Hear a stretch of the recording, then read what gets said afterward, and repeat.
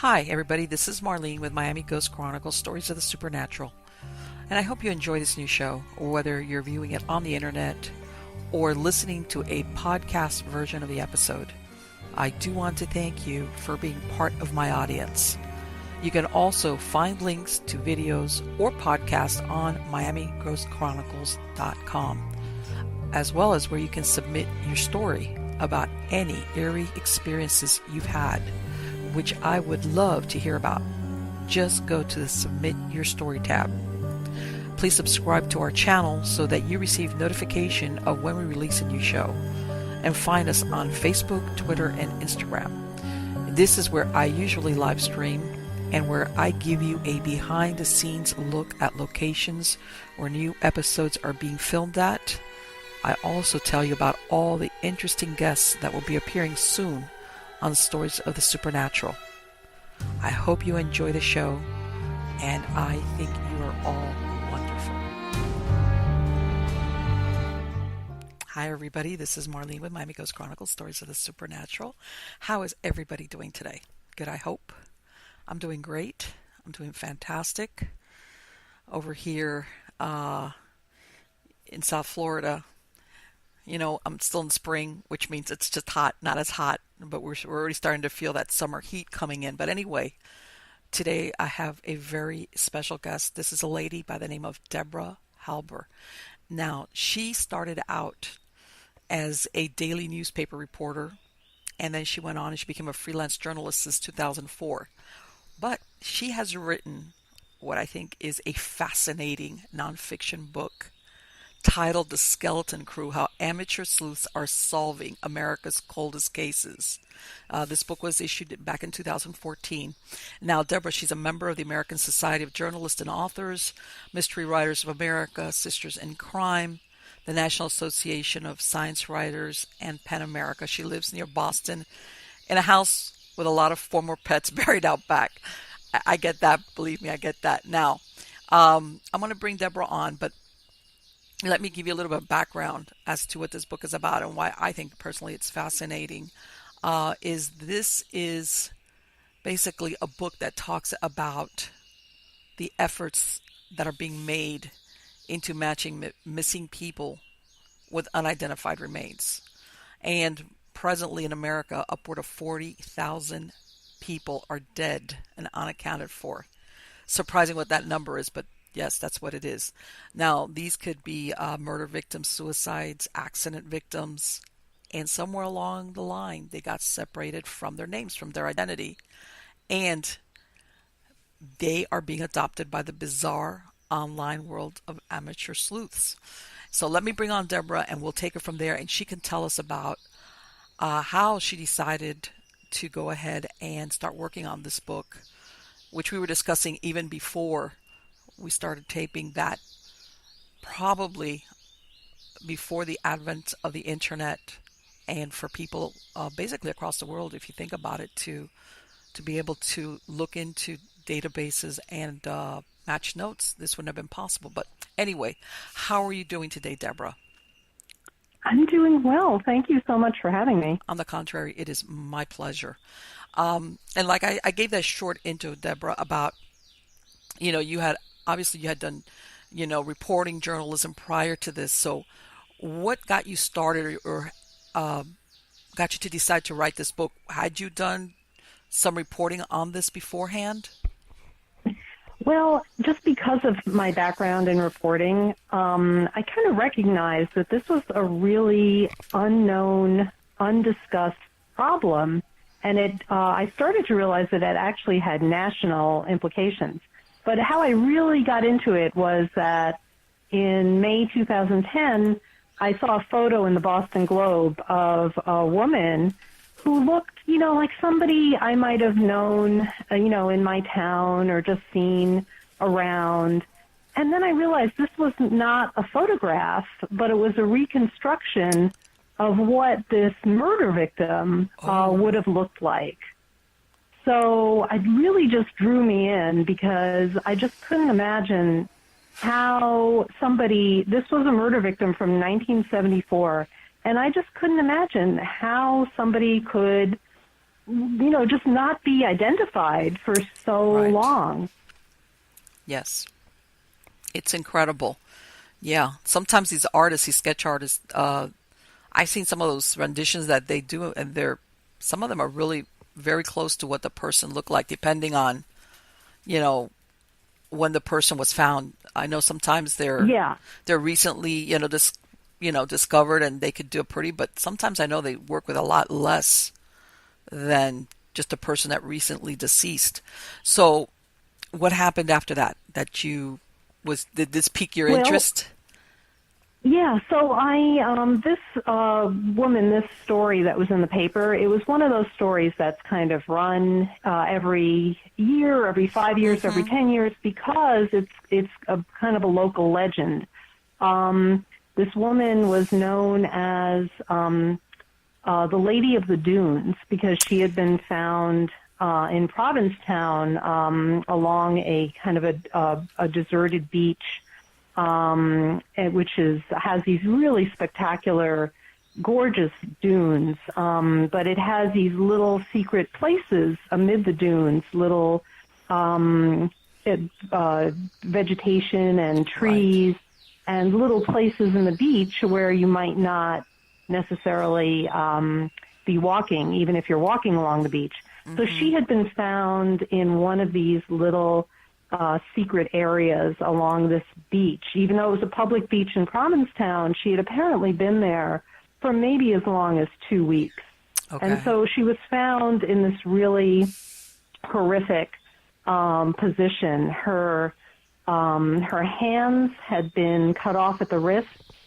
Wow. Her skull had been bashed in with some sort of instrument that they wondered if could have been a shovel. Mm-hmm. She was completely nude, but she was laying out on a beach blanket with a pair of Wrangler jeans just folded underneath her head as if she were sunbathing. Wow. And her toenails were, she just had like pink painted toenails. It was just mind-boggling to me. Again, that she had, been there so long. Actually, it was a girl walking her dog that kind of stumbled across the body, and the police, everybody swarmed in, but nobody had seen anything. And this is just such a cute little sleepy town with like an Right. artist colony. Mm-hmm. They just said that this murder was just so horrific, so brutal. It would be brutal anytime in any place, but just in this sleepy seaside town, this touristy, adorable place with these cute little shops, it Mm-hmm. was just particularly horrific to think about this happening there. Right. And obviously, I imagine she wasn't a person that was missing from that local area, so they had no Right. idea So who it no one was. seemed to know anything about her. And she was eventually buried, actually, just in the graveyard of a local church. Okay. She's still there. Her gravestone is still there. It's St. Peter's Church in Provincetown. Quintessential New England church with the white steeple and the green lawn. Yeah, and I imagine what happened. I take it that probably the police, because I know that usually they start like right around the area where the person was found, and then they kind of widen their search. And I imagine what nobody came forward and said, "I know who that is." And I know what you're mentioning Exactly. about her being, let's say, having manicured toenails, which kind of makes you think, okay, this person at least at some point was well taken care of, because you think of people who do pedicures as, um, you know, Exactly. And she also had extensive dental work. And okay, if there you go. somebody had had this dental work done today, it would have cost tens of thousands of dollars. Okay, So this right. is not a marginal person. Yes, exactly, exactly. Which is so, and then I think the next thing is that you're thinking, okay, this person looks like they're somebody that belongs to a group of people, a family, and like nobody's put in a missing persons report for us to match up to. So I think sometimes that's, I think, what baffles police. Um, and from what you're saying, as of today, what they've never been able to identify who she is. That's true. She is still unidentified. Wow. She is just known as Lady of the Dunes, and there have been multiple exhumations and many theories about who she could be, but has never been identified. And do the police think that they removed her hands in order to avoid having her identified by fingerprints? That was one theory, yes. It seemed almost like a mob-like mode of murder, in an effort to keep the person unidentified. So yes, her hands were never found. And even though, as I mentioned, she'd had extensive dental work, they shipped the x-rays around to dentists all over the East Coast, and no one, ever stepped forward to say that they recognize that kind of work That kind as, of work. either theirs or somebody they might know. Wow. Very interesting. And then um, you said this was, and I know what you're talking about because I have some in my area that, like you said, even every year or every few years, they'll put a story about this person that was found, the remains, and they've never been identified. And they're always hoping that it's going to spark new interest and somebody's going to come forward and say something along those lines. Exactly. And, but what happened? You started going into this field as far as, because I know that, what you talk about in your book is that there's a lot of people that decide they're going to take on this task, uh, despite having very few clues on. Exactly. So, so I just started Googling Lady of the Dunes, Mm-hmm. and then I realized pretty quickly that there were these whole websites of people like her. She just wasn't a unique case at all. There were whole websites of people who had never been identified, and it struck me as like a Facebook for the dead, because there were photos, some were digital reconstructions, some were artist portraits, some were just a pencil sketch, some were like dummies, made out of clay with like a wig stuck on their heads. But Mm-hmm. what they were all doing was the same thing. They were trying to indicate that these people were out there. They didn't have their names. They had been separated from their names in death. Right. And they were hoping that someone out there somewhere could help identify them. And you know what? A lot of people don't realize that, let's say, whenever they find one of these remains, whether it's a fresh dead person, these detectives have only X amount of time on the case before they have to put it, I guess, into what they call their cold case, files, Yes, because exactly. they're constantly getting other cases that they have to look at. So I imagine the work that they're doing is kind of where the regular detective says, I've exhausted any leads I have, and I have no place else to go with this, so I'm going to have to put this in the cold case file or whatever it is, and hope that someday somebody comes forward with it. But at least they spend the time that the detective or the police department can no longer spend on that case. And like you said, considering there's thousands and thousands of them, I think a lot of people are surprised when they realize just how many people or remains are out there that are unidentified. Yes. Yes, exactly. There are the latest version of a website where anybody could actually go on to see exactly how many cases there are and look at their own hometowns to see what cases are ongoing, is a website called NamUs, the National Missing and Unidentified Person System. But back when I was writing this, NamUs was just starting up. It actually maybe wasn't even live, wasn't really a thing then. But as you and I were talking about just a minute ago, there was a website called the Doe Network, as in Jane and John Doe. And people had really gone out of their way to try to, with the advent of the internet, it seemed to be the perfect time to try to put up all these people, all these images, and also to put up on the internet information about the missing. So in the hope that somebody somewhere would be able to match, some of the missing people with some of these unidentified bodies. And that's what the Doe Network was all about. It was the first site that really did this seriously. So that was I think 1999, and it was it was hard to use computers back then for this kind of purpose because it wasn't it wasn't. Yeah, this was a time of dial-up modems. It's like Exactly. You had to spend all the time to dial up and wait, and you kept getting disconnected. Mm-hmm. And then people who were creating the websites, they looked pretty, primitive. They weren't slick looking at all. Yep. You practically had to know some programming in order to even use them, let alone create them. So it was very early on when these kinds of things were getting to be a thing, the unidentified and the missing on the internet. Right, and the thing is that, like I was saying, I know sometimes if the person has been recently discovered, even though, and I'm going to give an example. I know it depends a lot on the circumstances, but let's say here in Florida, South Florida, a body will decompose very, very quickly between the heat and insects. In other words, it doesn't take long before all you got is skeletal remains. So I know sometimes, depending on how soon they find the person, is how good the artist or the details that they have.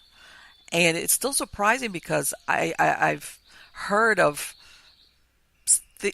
victims that were basically just skeletons, like bones, and due to artist rendition, or I've seen also that they do that, the clay, basically a reconstruction. Finally, they've been able to identify them, but sometimes they don't have much to work with, and it's very tedious, I think, when you trying to match any little clue to maybe a report of a missing person that might be who this person that was found is. Right, exactly. And one of the and some people don't realize that, and that sometimes if I want to say the family, if the family or the people that knew that person never, let's say, files a missing persons report, in other words, the police have no way, or the authorities, or even them have no way of saying, hey, you know what? That person that's been missing and nobody's ever heard from them again, that's who these remains belong to. So exactly. And what's really insidious is that even if a family files a missing person report, and there used to be all this misinformation going around, and I think unfortunately it still exists in some places, the misinformation that you have to wait 24 hours or 48 hours before you can declare somebody missing. That's not true at all. Right. But there is this feeling, there was this assumption going around that was the case. So sometimes these reports would get delayed. Other times they would get filed, but the information wouldn't really go past a local jurisdiction. Right. So if a person went missing in one town or county, and they even crossed a state border and were killed or died or committed suicide in the next state or county, they may never have put two and two together. There were so many cases like that. It was just shocking to me that was the case. One woman went unidentified. Actually, it was a Florida case. She went unidentified for more than 20 years, and she was literally found in the next county. Right, and that's incredible. And I'm glad you bring that up, because the internet, besides helping these websites, it kind of helps some police departments as well, because I think most police departments now, they have a page to, unsolved cases. But like you said, all you had to do was maybe go one county over, and that's it. That case, in a way, dropped off the face of the earth, because each police department was just worked on their stuff. That's it. Right. And unless it was for lack of a better word, a killing spree where all of a sudden you had a bunch of, let's say, that type of victim, or maybe then police would start looking around and saying, hey, maybe we have a serial killer, for example. But otherwise, if they were few and far between, you're absolutely right. They could just be as close as a county over, and there was no connection made between the police departments. Yes, exactly. I can relay really quickly that Florida case I was talking about if you are interested. Yes. So it was in 1982 Mm-hmm. that fishermen in the water off the west coast, off of 20 miles west of Edgemont Key. I'm pretty Okay. sure that's the west coast, Manatee County, I guess. Okay. So they found a young woman. She'd only been dead about a week. She was wrapped in a green bedspread and like a homemade Afghan. And she had been her body had been obviously weighted down with a cement block with a rope Okay. around her waist. So, yes, so she was recovered from the Gulf of Mexico. So, but she had no ID on her. They didn't know who she was. And so it was literally her son, decades later, who never knew how his mother disappeared or why she left. He always assumed that she had left him when he was Mm-hmm. 8, and it was really hurtful. But it turned out that he was looking through some of these websites, like the Doe Network, Okay. and he saw, a picture of this Afghan, this homemade Afghan that the body Wow. had been wrapped in, and he literally recognized it as something his grandmother would have made, something very similar. And that is how one thing led to another, and he actually was able to help identify his own mother, who was 29 when she was apparently killed by I think her husband at the time. She worked as a cashier at Winn-Dixie, and she just disappeared one day. Wow. So it's just unbelievable, though, that that this clue, from clue to clue, that over the years that she was finally identified. Exactly. That's incredible, that story about the Afghan thing. I bet that Yeah, killer never saw that coming. Let me ask you, by the way, exactly. was the alleged killer still alive, or had he passed away? Because I know sometimes it's unfortunate, I'm but they just have. looking down. So they had questioned the was the husband or the boyfriend Hmm. in 1982, but they couldn't make the charge stick.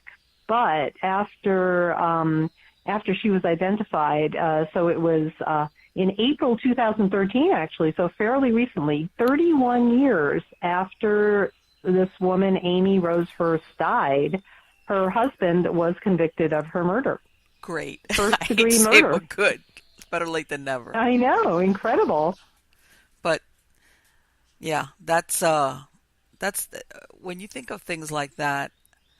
Um, and one of the reasons why I bring that up is, here I'm on the east coast of Florida, but there's a road called, well, there's US 41 and Alligator Alley, and both of those roads, which basically they go from east to west to the other coast of Florida. They cut basically through the Everglades. They had some points kind of gotten a little bit better, become a dumping ground for bodies, and that's Hmm. if they're found. And a lot of them have turned out to be unidentified for many, many years. And so as far as I know, there's still a lot of them that they still don't know who the person was at all, at all. Yes.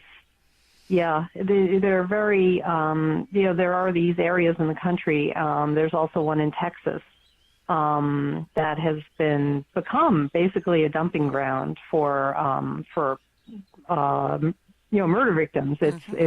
terribly, terribly disturbing that these areas are become these dumping grounds, and that, when investigators start looking into them, they just find more and more bodies. Well, it's become like I guess now it's not so much, but I think, that thing, no victim, no crime. I imagine when these Right. people, let's say that lady, she disappeared. Maybe her husband was told, "Oh, she ran away. She didn't want to be with me anymore. She took off with a boyfriend." Exactly. There was nobody to produce to say that he was lying, and Right. the police can only, do so much with it, or when you have what they call that stranger on stranger murder, where Hmm. basically there is no connection between the victim and the person that killed them. So where can Yes. they can't go anywhere. They question those around them, but if they have alibis, that's a lot of times I think where a lot of police departments get stumped on Yes. on identifying on matching. And I've even heard of some cases where they have apprehended a criminal. Somebody's committed various murders, and they themselves don't know how to identify their victims. In other words, in some cases, we're talking here multiple murders, of course, where they know they killed this person, or they'll lead the police department to where they buried a body, but they themselves don't know who it is that they killed. So Right. that kind of like they have the perpetrator, but as far as who that person was, again, they don't have any idea. And you know what? I'm glad as far as considering everything that well, I'm sure he's a man by now. He was able to help identify and find out what happened to his mother.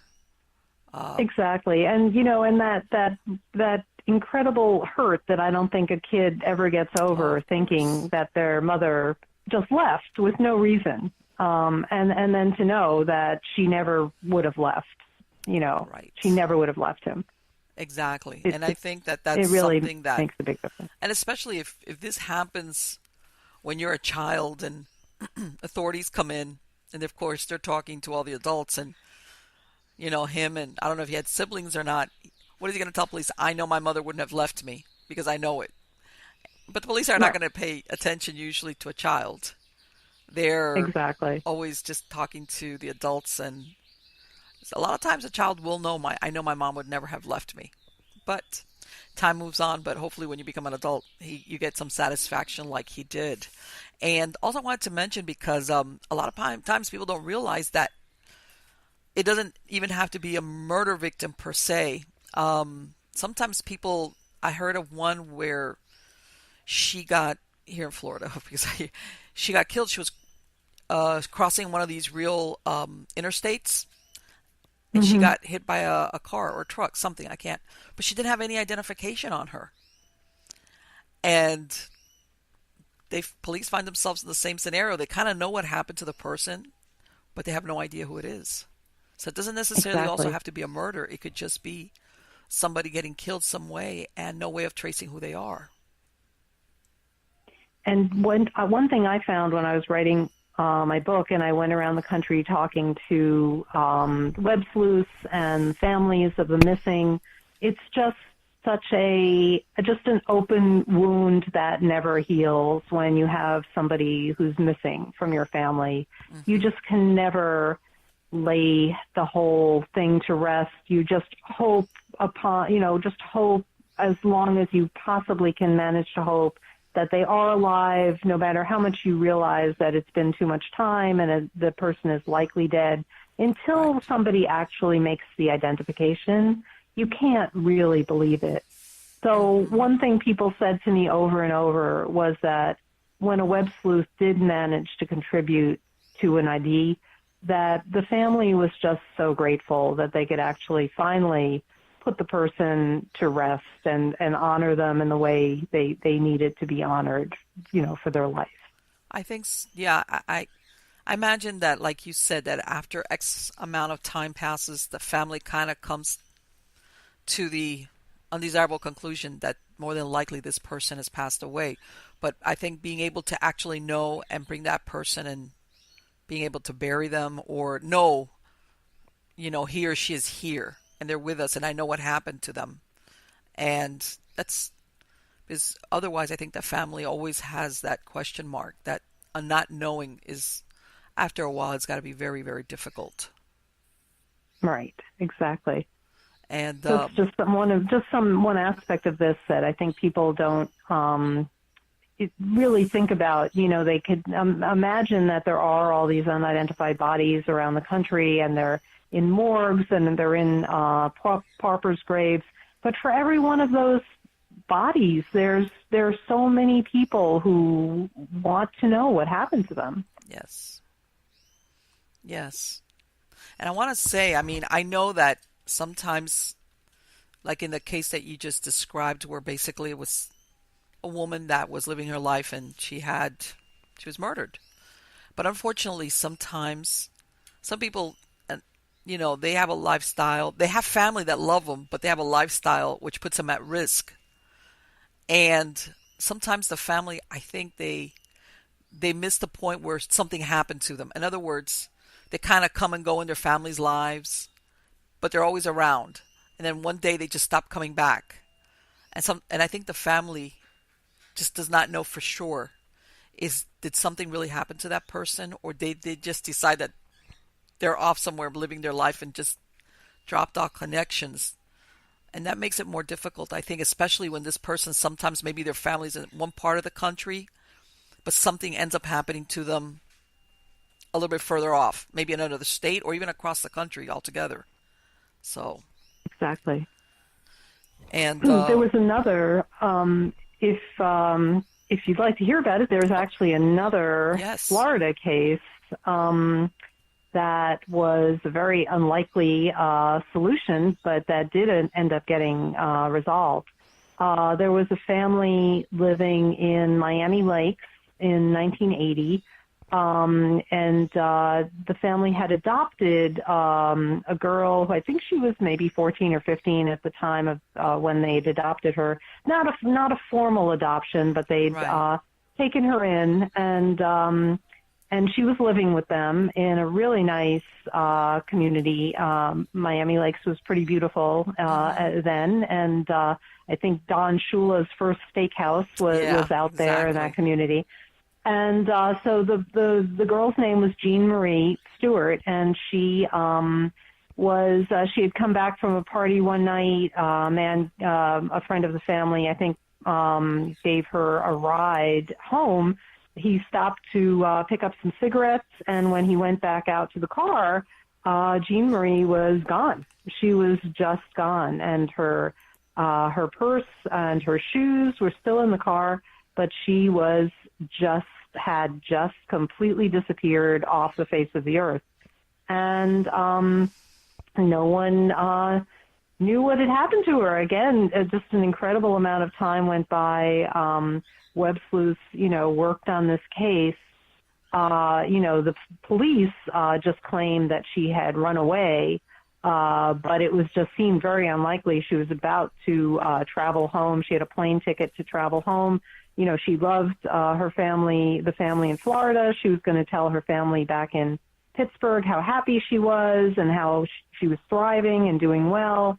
And so it seemed just so unlikely that she would have just run away. But again, in one of these completely unlikely solves, it was a web sleuth who decades later had seen a Florida website that listed some unidentified remains. And this woman noticed that the remains, like Jean Marie, it was just a skull, but she noticed that there was an overbite. And both the girl and the skull had an overbite. So this web sleuth contacted the local, sent faxes to detectives in Dade County and Hialeah, where the body had been found, where the remains had been found, that she believed that those remains belonged to Jean Marie Stewart. And the detectives, to their credit, jumped on the suggestion, and within 2 weeks, she had been identified. And that was not until 2007. And did they ever have any leads on who killed her or what happened? I don't believe so. I think to this date, the murder is unsolved. Wow. Because, I'm very familiar. I grew up in Hialeah, so I mean, I tell everybody I grew up in Hialeah when Hialeah only had cows and a racetrack. But Hmm. it's very close Well, to, there was some speculation. I guess Hialeah, or even in Miami Lakes in the 70s and 80s, there was that serial killer Christopher yes, Wilder, I Christopher believe, Wilde. Yeah. making the rounds. Hmm. Yeah. So there was some speculation that she might have been one of his victims. Right. Yeah, because Hialeah, Miami Lakes is like a newer, it's newer in the sense of it's like it was established and developed very, like you said, a very nice community west of Hialeah. And it's much newer, but um, it almost seems like, yeah, if they dumped her in Hialeah, it was an adjacent. I had never heard of that. And well, at the very least, I mean, trying to put, at least they found her, or that they, in other words, that they were able to match who she was to the remains that were there. And Yeah. luckily, now we have DNA to match, but back before that was, you know, sometimes, if you've got skeletal remains, there's no fingerprints. And if the person, like you said, that same victim who had very expensive work on her teeth, and still they can't find it, that's no guarantee either. So if it's an older case, sometimes unless they happened, whoever they took some type of sample of DNA, but there's a lot of times that wasn't done. That's incredible. As far as Right. And go ahead. I think there people also don't realize that you could certainly try to get a DNA sample from remains, but if there's no DNA anywhere on record with the person's name, I Hmm. mean, hardly anybody, especially before the advent of all the Ancestry.com and all those genealogy websites, people didn't used to collect their DNA or analyze Right. their DNA or make their DNA public. Yep. So there was really nothing to compare it to, unless perhaps the person had been in prison. I think there were some of records of fingerprints of convicted criminals, Right. but very little DNA kind of floating around there. It's not magic like on Mm-mm. CSI, where if you No. have DNA, you know who the person is. Well, I think, and I'm not sure, but I believe there's even, it's a very slow process where even uploading DNA, let's say from convicted felons, they try to put them into the system in case there's a match for another crime. And even that, I believe it's a really slow process. It's not like they push a button Exactly. and it's done. Um, Exactly. there's always an urgent case that's got to be taken care of. So these things that are it takes sometimes years from what I understand. And one of the things that that a lot of these people that work on these websites, they're not getting paid anything as far as I know for that, right, Deborah? That's true. They are not getting paid at all. And in fact, a lot of them have day jobs, and this Mm-hmm. is basically like a sort of a hobby for them, you might say. They Right. work all day, and then they come home and they're on their computers all night. And not only are they not getting paid, sometimes they don't even get the credit, even when they Right. propose an ID to law enforcement. Law enforcement isn't really eager to Of point course not. out that an Of ordinary course not. citizen has, solved the case that they've been, had sitting in their filing cabinet Yeah, for exactly. decades. Yeah, they So don't. it's terribly unfortunate, but many of these people don't even get just a simple thank you. You know what? I can see that happening where, yeah, I guess it also depends on the police chief or whoever's running the place. But I can imagine some of them don't want it out like, hey, if it wasn't for the fact that these people were looking at it, this case would have remained cold if we were the ones sitting on it. So they don't want to lose face, for lack of a better word. But ultimately, and Exactly. I guess part of it is, like I said, I understand that these police force have X amount of, let's say, detectives, and continuously, I guess, depending also on how big it is, how how dense the population is where they're working, they constantly are getting new cases, and then after a while, they have no choice sometimes but to let that case go and just sit there. And I Yes, think that's where yes. these I don't want volunteers to. take it up. Right. I don't want to give the impression that these are always a matter of law enforcement falling down on the job, but the fact of the matter is law enforcement is not really meant. It's not maybe meant to, but it's not really designed to help find missing people. This is not what Mm-mm. they do well, because these kinds of cases take a lot of time, a lot of detail. You really have to follow up a lot of pointless leads that don't go anywhere, go on wild goose chases. And, Yes. when there's the latest murder, they don't have time to do all that. Yeah.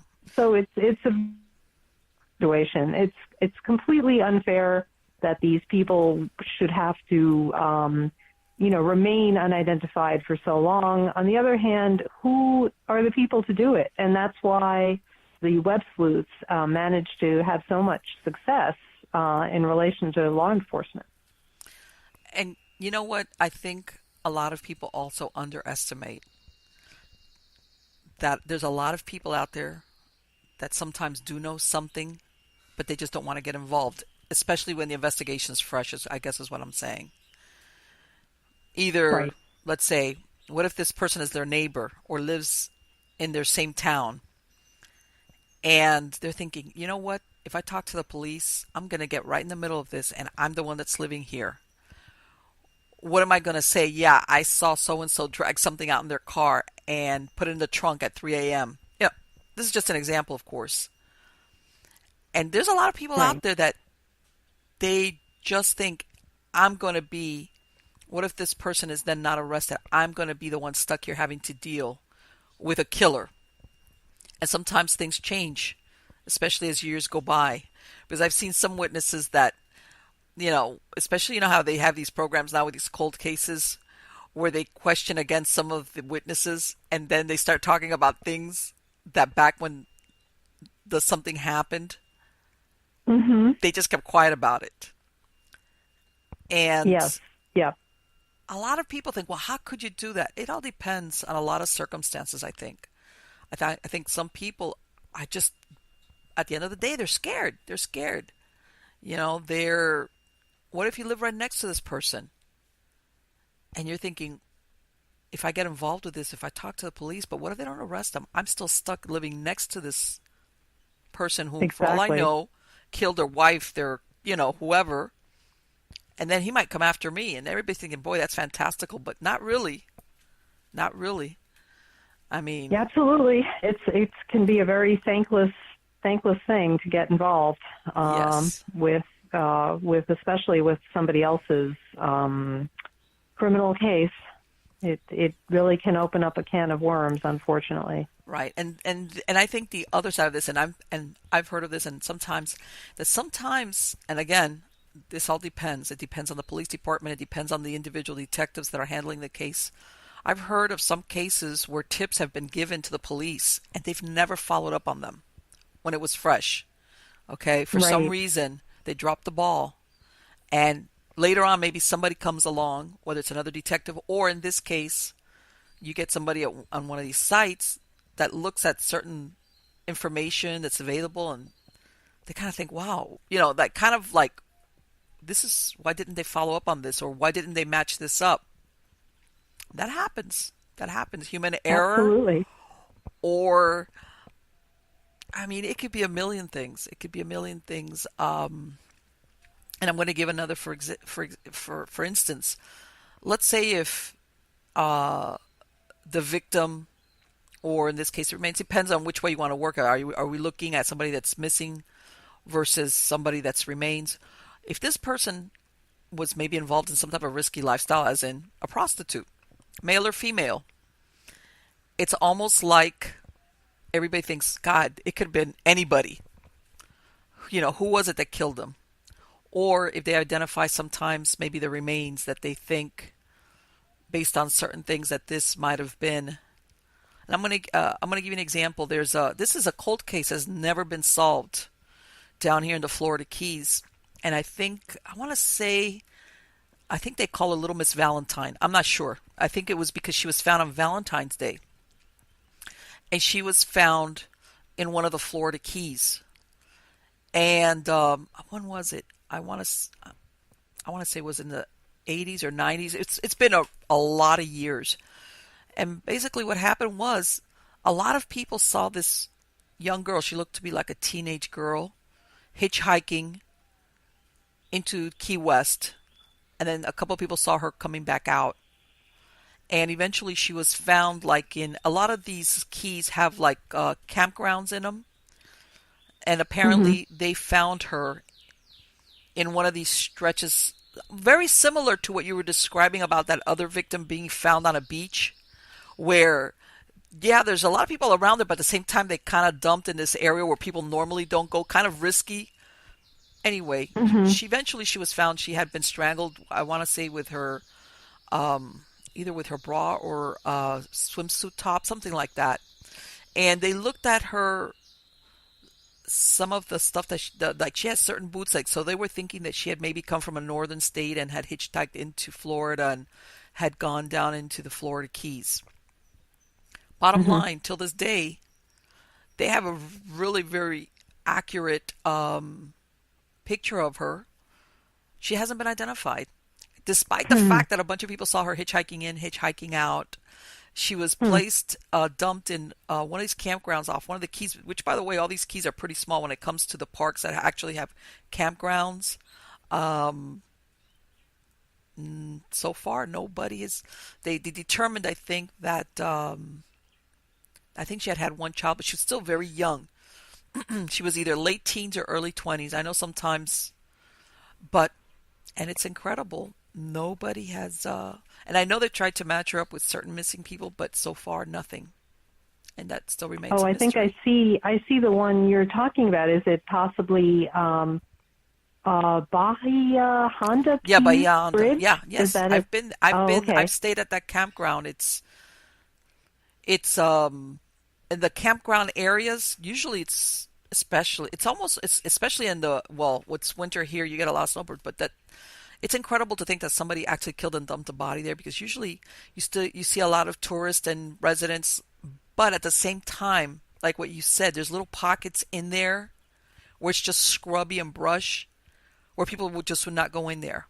So it makes you think maybe it was somebody that was familiar with that area and said, I yeah, Yeah, and I see. Well, anybody who wants to can definitely find the details of this case you're mentioning online. yeah, It's certainly out there. yeah, I would exactly. actually I would actually encourage anyone who is interested in this topic or has had their interest piqued by hearing us talk about it. I think anybody should go check out this website called NamUs. It's namus.gov.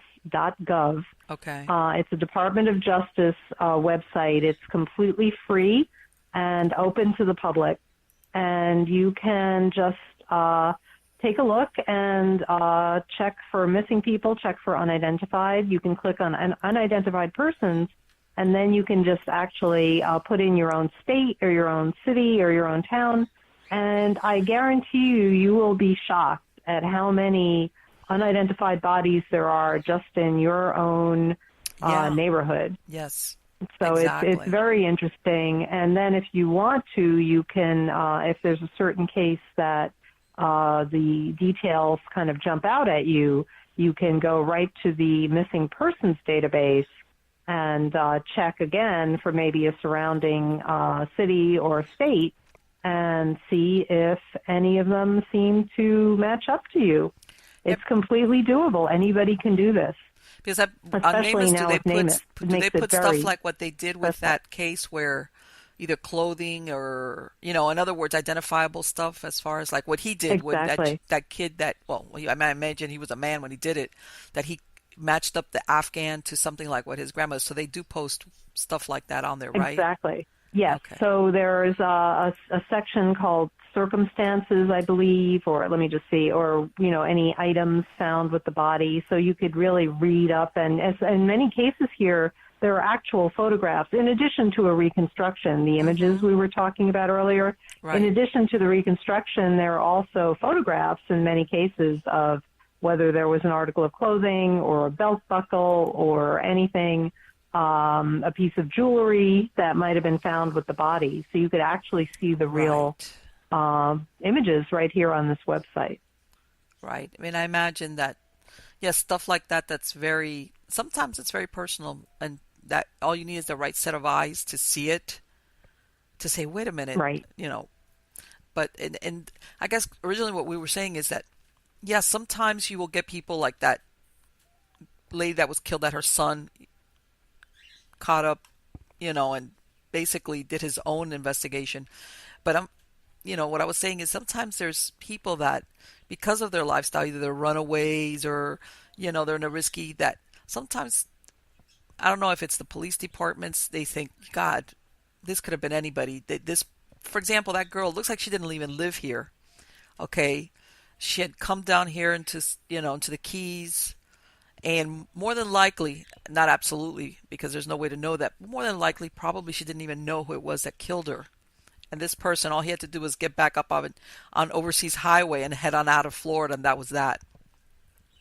And Right. unfortunately, I guess my point is, even if they never find who killed her, I think that finding out who she is and giving her a name, besides Little Miss Valentine, I think that's got to mean something, and hopefully even bring her back to her family, and find out what her story is, because Exactly.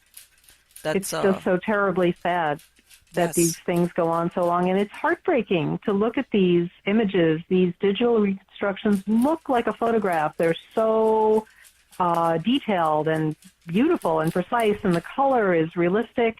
And you're looking at this like I looked at the Lady of the Dunes, and you can't believe that this isn't somebody that you would just yeah, see anywhere in your town or walking along a street. And then the more you read about it, and you realize this person's been dead for 39 years, and it's like what a pity that this is going on for so long. right. And also contrary, and I want to call this the CSI effect. Contrary to what people see in Hollywood land TV shows, there's a lot of murders or things that happen to people that never get solved, as in immediately. Because we see these TV shows and we kind of think sometimes that things happen to people and they're resolved and everybody finds out about it and the killer is caught and sent to jail or whatever. But unfortunately, there's a lot of these cases that are not, that just, even sometimes if they identify the person, they don't know who the killer was. Um, I think that number that you mentioned, 40,000, to me, that's incredible. That so many people could be out Yeah, there unidentified. And this is the thing, that sometimes you're hoping, well, if I identify this person, this could lead me to who killed him or her. But without a name, I'm thinking, it's like, okay, where do we go with this? Unless there's some other type of exactly. evidence.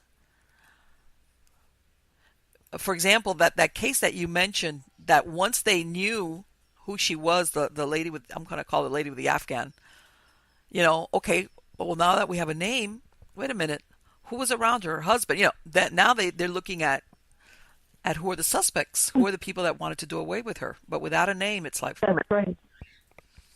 they have no place to go with it. And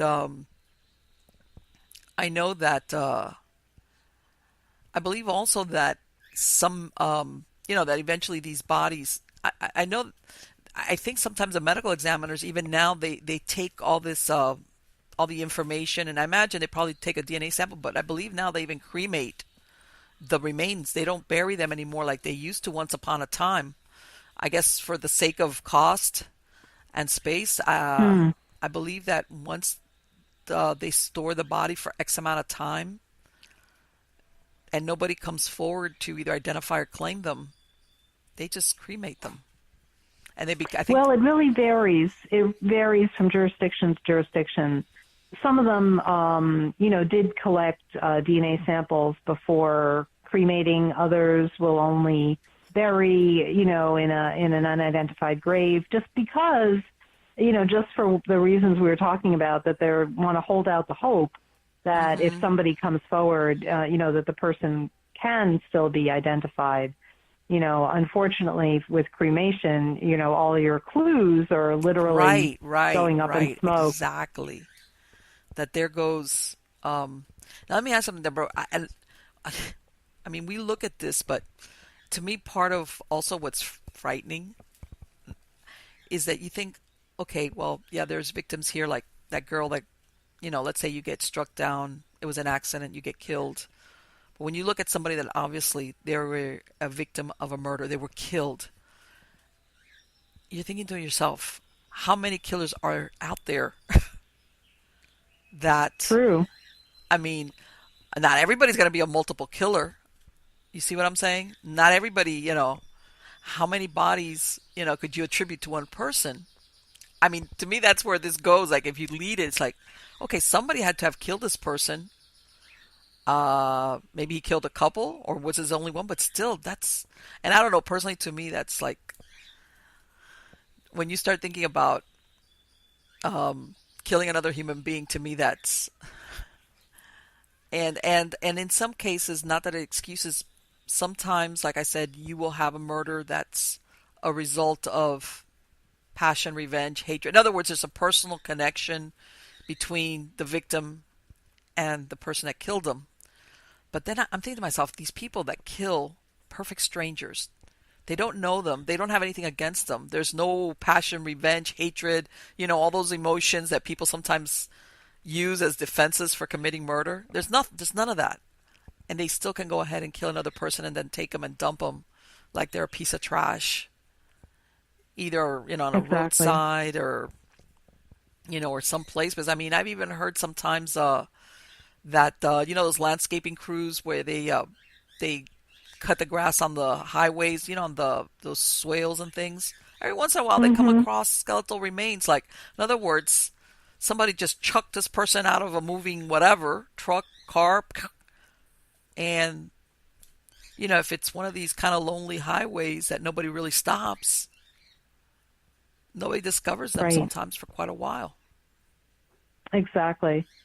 Yes, and many there were for a time, and maybe still there were murderers who were truck drivers, and they would Yes. go across the whole country and dump a victim 10 states away from where they started out. So it made it very difficult.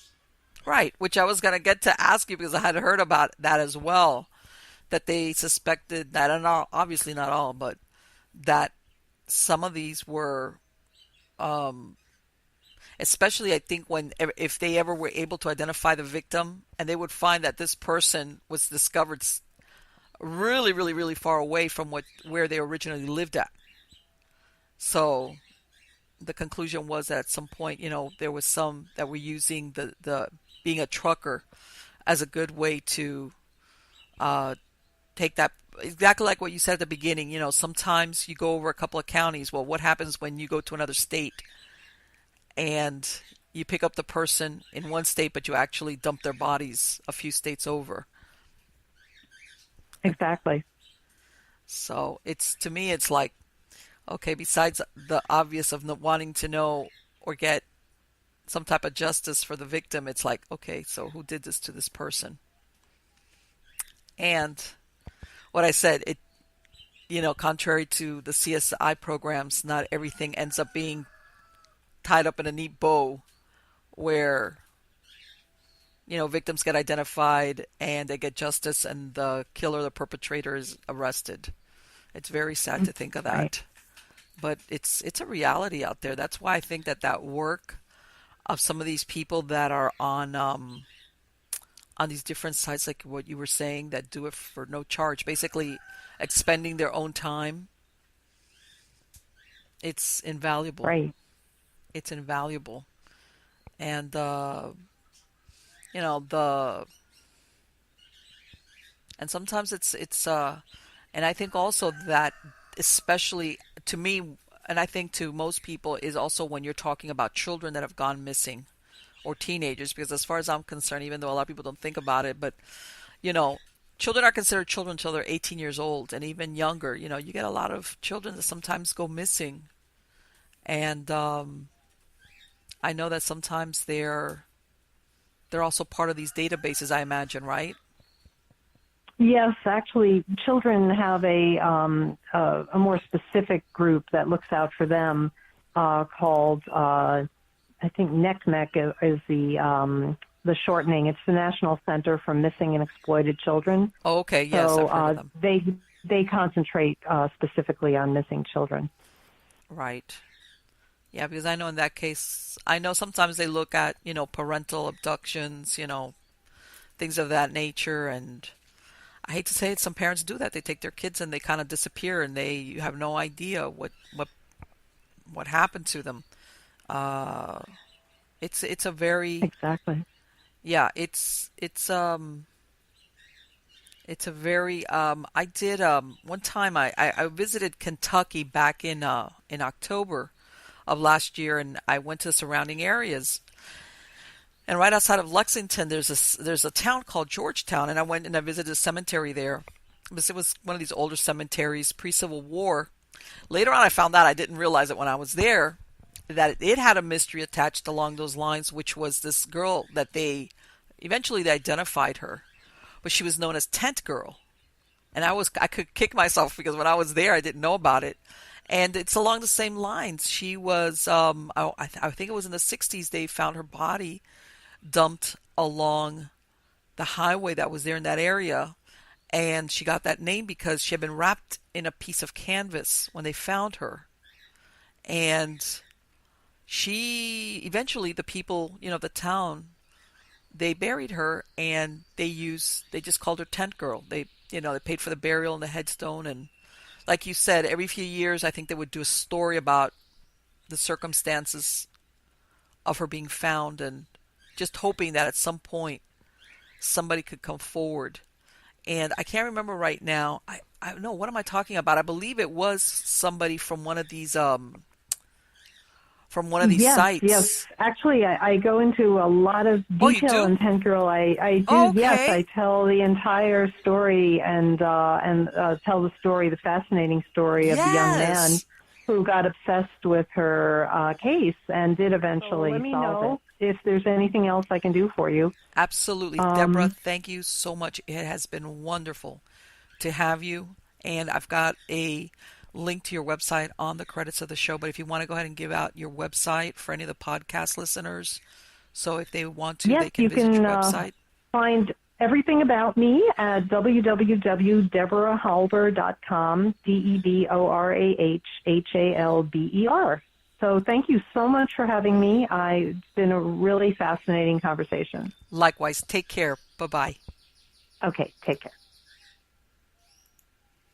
So, guys, what did you think? Really interesting, huh? Well, you know what? A lot of people don't realize what she mentioned, just how many people are out there or remains that are unidentified. In other words,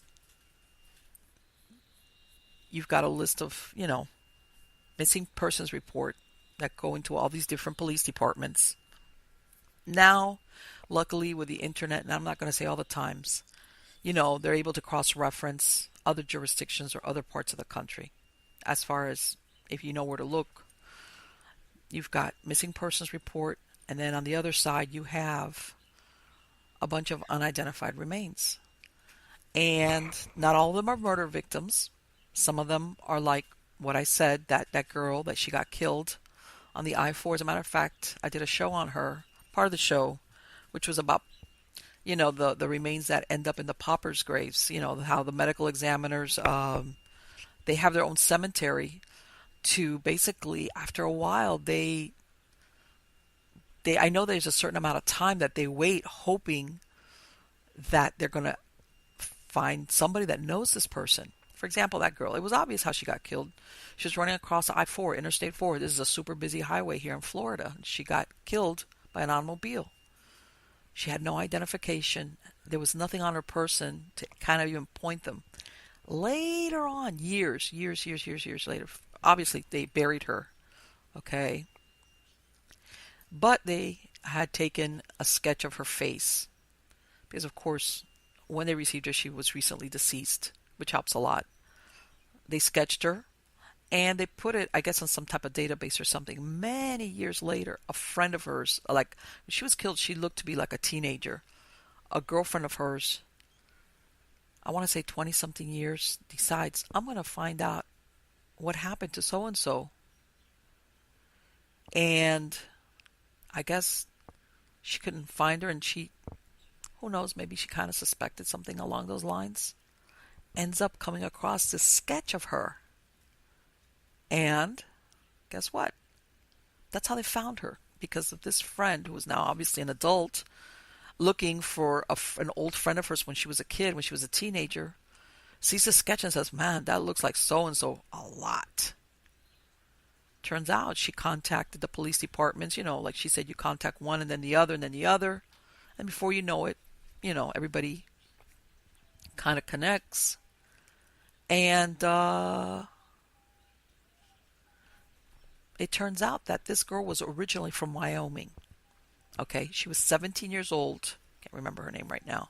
Drawing a blank, sorry. But anyway, she ends up marrying. Apparently, she came from she had broken home, dysfunctional family lifestyle. Ends up marrying a 40-something-year-old guy.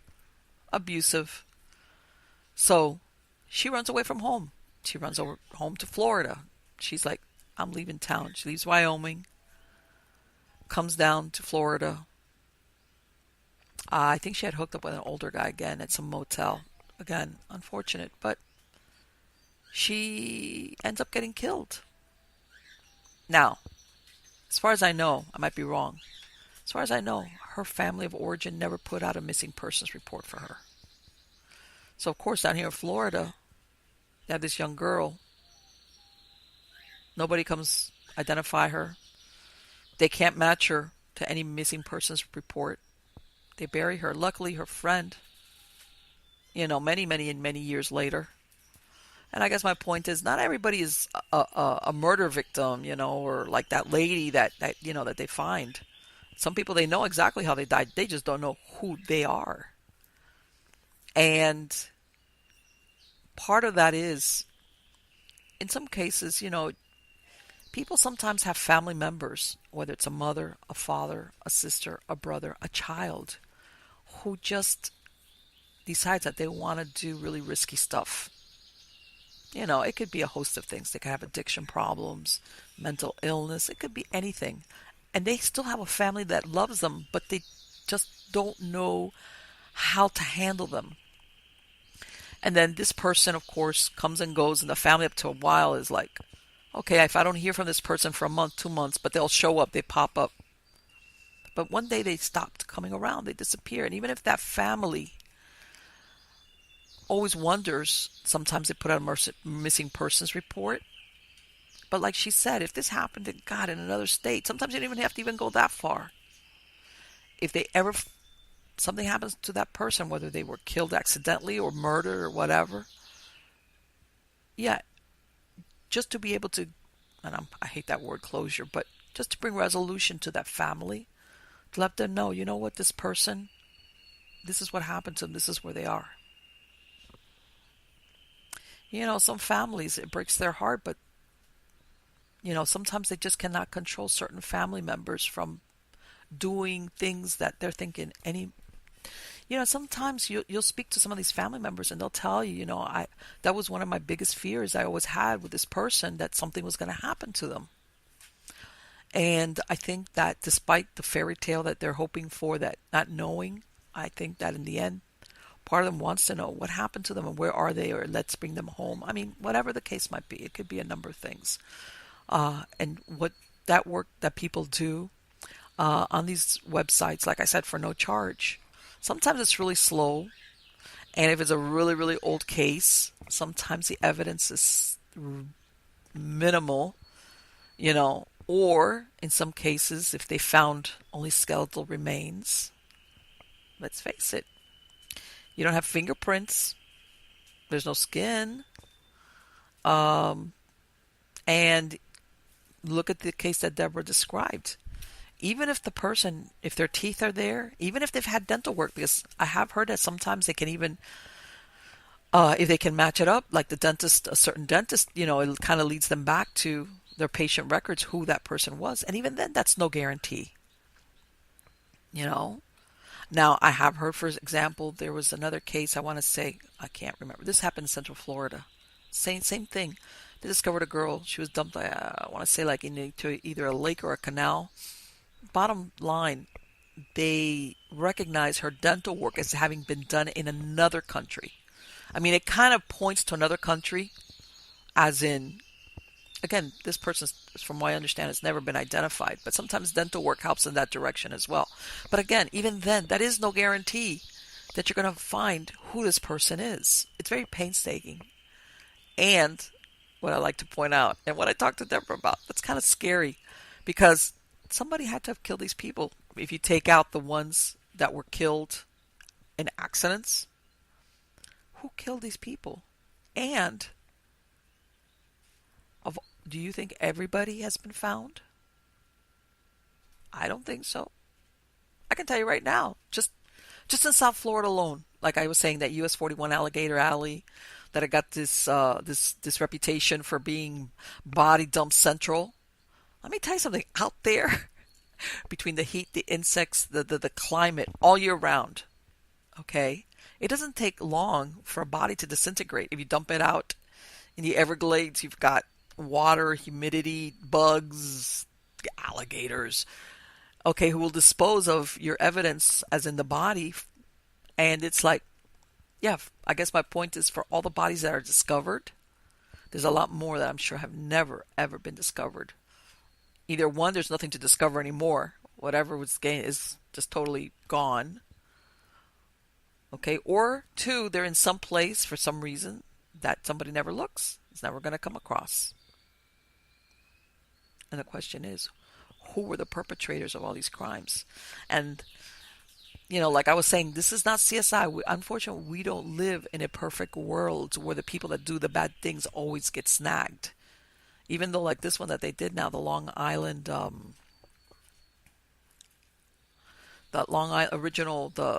Golden State Killer. I'm thinking of something else.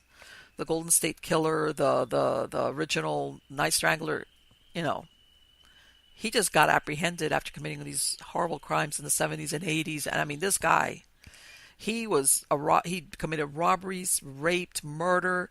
They guess at some point he was even going into the homes. In other words, he was observing his victims to the point that he was going into houses before committing the crime and setting everything up for him to be able to gain entry and leave. They finally caught him. But again, I'm very glad he got caught. But there's a lot of them like that. Psychopaths, whatever, sadists, that never get caught. I know that's a horrible thought, and us normal people always, we want what we see in the movies or in the program, that eventually that person gets their just desserts. But that doesn't always happen. And I guess my advice to anybody is, don't try to be a victim. Whether it's because who you're surrounding yourself with, or where you go, what you do, or sometimes it just comes down to being self-aware of where are you, what's going on around you. Because you know what? There's a lot of these killers, which basically they prey on people based on opportunity. Everybody thinks of, like, let's say the serial killers, they have certain types. Sometimes, but if you're one of these sadists who all they want to do is just kill, snuff out a human being, sometimes they just go on the spur of the moment when the opportunity presents itself. So in other words, don't make yourself a target. Don't make it easy for somebody to victimize you. And by the way, not only women, and men as well. Men get killed also. Men can have a lot of horrible things done to them. I'm not saying necessarily women also. Women only. But anyway, guys, I hope you like this show. Go ahead, subscribe to the channel. Make sure you get notified of any new shows that I release. You can find me on Facebook, on Twitter, on Instagram. My true believers, make sure to send me your stories at miamighostchronicles.com. Submit your story tab. Okay. And I've got a lot of fantastic guests coming on. I really enjoyed spending this time with you, and I look forward to our next show together. Take care.